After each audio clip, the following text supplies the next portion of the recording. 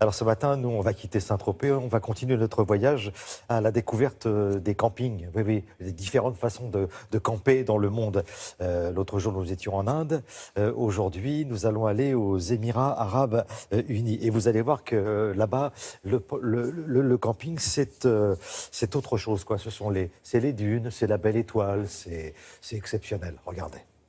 Dans le désert des Émirats, les caravanes de chameaux d'autrefois ont cédé la place aux convois de 4x4.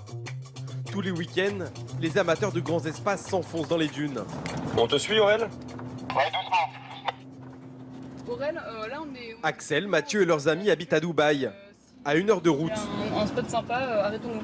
Pour ce groupe de Français, un week-end de camping dans le désert, c'est la meilleure manière de décompresser. On vient hyper souvent. C'est une des activités très sympas de Dubaï, ça nous sort de la ville. Et c'est un terrain de jeu infini. Du coup, c'est un peu un grand bac à sable. Même pour une nuit à la belle étoile, les coffres sont pleins à ras-bord.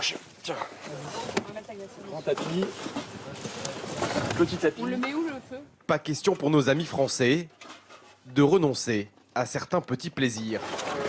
Donc dans le désert, jamais sans ses baguettes. Pareil que les serpents, Essentiel. Là, de quoi faire une ratatouille, On trouve ça à Dubaï sans... de quoi faire un barbecue. Ça demande une organisation au début et ensuite, une fois qu'on est rodé, c'est hyper simple. On a tous dans nos coffres et quand on décide de partir, a priori tout est quasiment prêt. Il suffit d'emporter un pyjama et un set de couchage et de prendre sa voiture et c'est parti.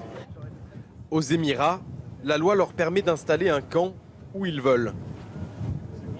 Je pense qu'on met tout dans la casserole, non? Un terrain de camping sur des milliers de kilomètres, gratuit.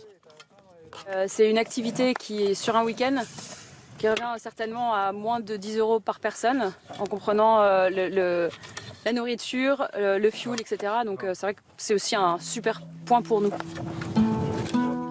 Les expatriés n'ont pas inventé cette mode de passer la nuit sur le sable. C'est une tradition héritée de l'époque des nomades.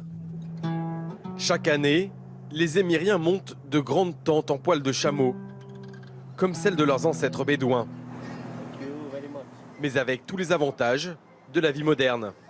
Nous avons un générateur pour produire de l'électricité, pour la télé, pour les ventilateurs.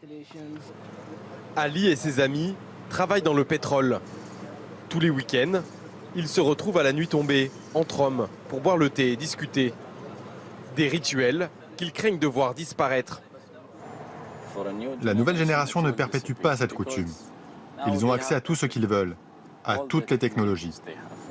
On essaie de convaincre nos enfants, mais on ne sait pas s'ils vont continuer à venir ici. Demain, ces Émiriens retourneront au bureau. En attendant, ils profitent autour d'un feu de camp d'une des dernières soirées fraîches de l'année.